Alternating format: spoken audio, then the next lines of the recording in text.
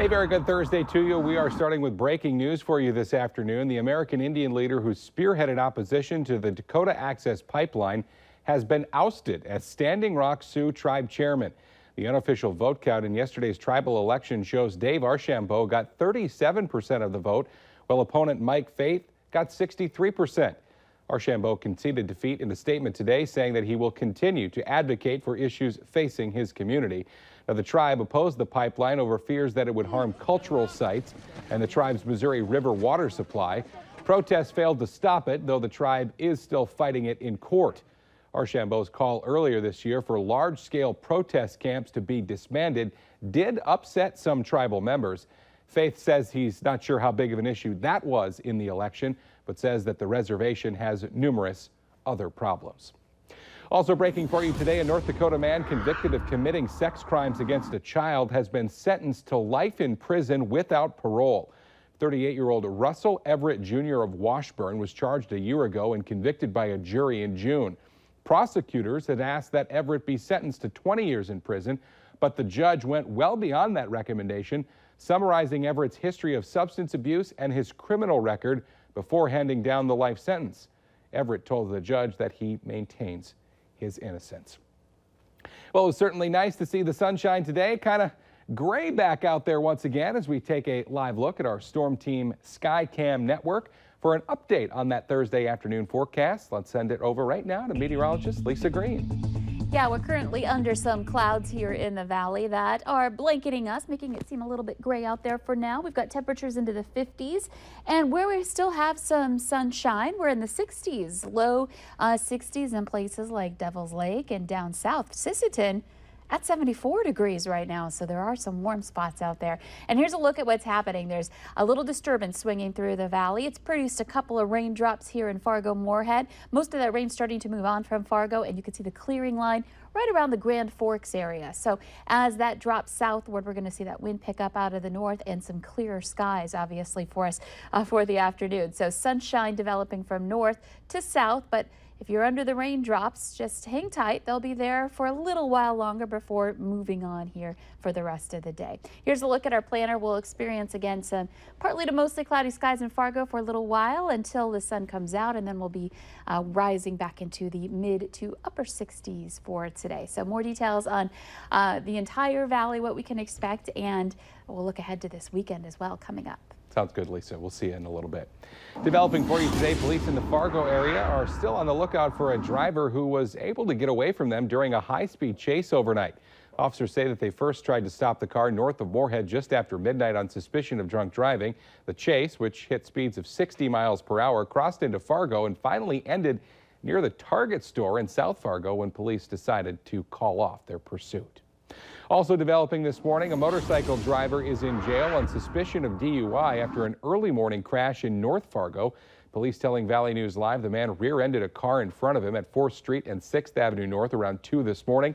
He was taken to the hospital to be checked out, then arrested. The people in the car were not hurt in that crash. New for you at noon, Representative Steve Scalise returned to work at the United States Capitol today after more than 3 months in the hospital and an inpatient rehabilitation facility.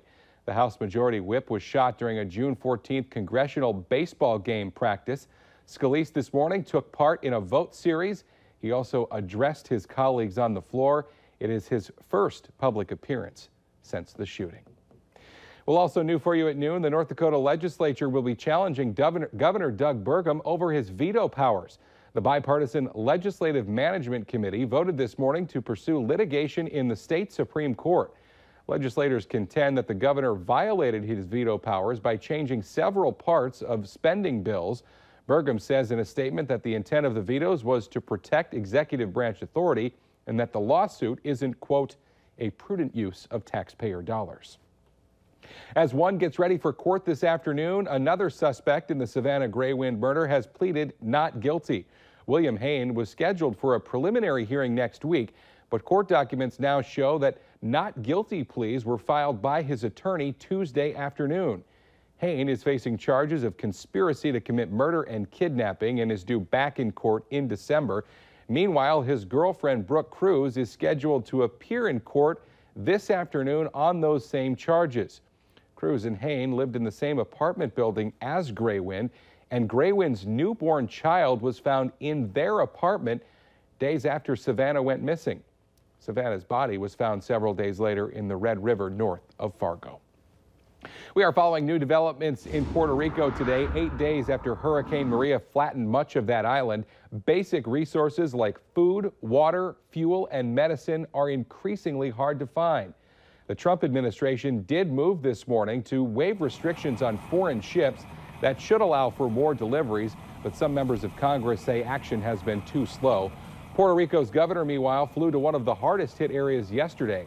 50% of the southern coastal town of Salinas is without water. He says that Puerto Rico intends to seek more than $1 billion in federal assistance.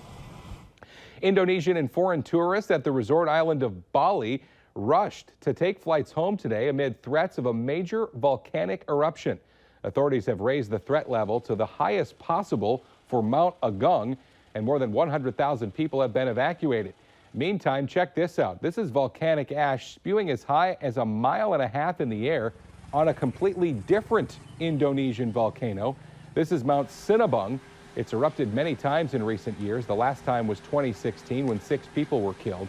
Many Indonesians do live near volcanoes because lava flows make the surrounding land good for farming. Vice President Mike Pence is among the Republicans holding events today to promote President Trump's tax reform plan, the biggest overhaul proposal in 30 years.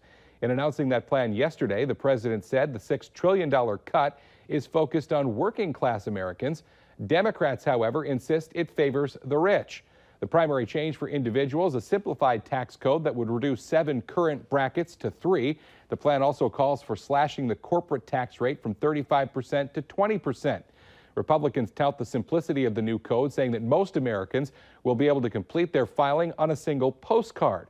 The GOP says that they hope to have the plan passed and signed by the president by the end of this year.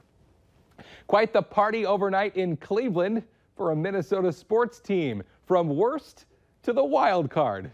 The Minnesota Twins made history when they became the first team in baseball history to make the playoff after losing at least 100 games in the previous season. They clinched the wild card berth last night when the Los Angeles Angels lost to the Chicago White Sox. And in baseball, that means you break out the bubbly. Minnesota will be playing the Yankees at Yankee Stadium in a single wild card game coming up next Tuesday night. Congratulations, guys. Playboy founder Hugh Hefner has passed away, and fellow celebrities are paying their respects to a man who made his mark in many fields. We've got to look back at Hefner's life and legacy coming up on your news at noon. But next, meteorologist Lisa Green will be back in with a check of our Thursday forecast.